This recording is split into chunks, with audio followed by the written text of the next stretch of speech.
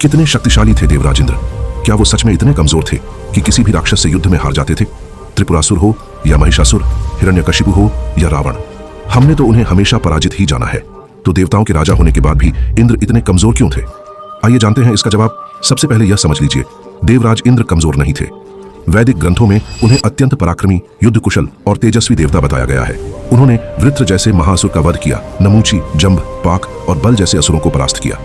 यहाँ तक कि राजा बलि को भी युद्ध में न केवल हराया बल्कि उसका वध कर दिया, परंतु दैत्य गुरु शुक्राचार्य ने उसे पुनर्जीवित कर दिया।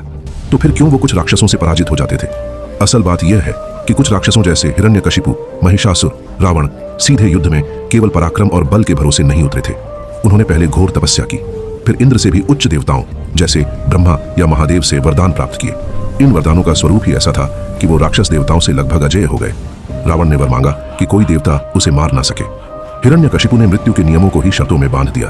अब विचार कीजिए, जब किसी को यह संरक्षण मिल जाए कि देवता उसे मार ही नहीं सकते, तो इंद्र चाहे कितने ही शक्तिशाली क्यों ना हो, वे उस वरदान की मर्यादा को तोड़ नहीं सकते।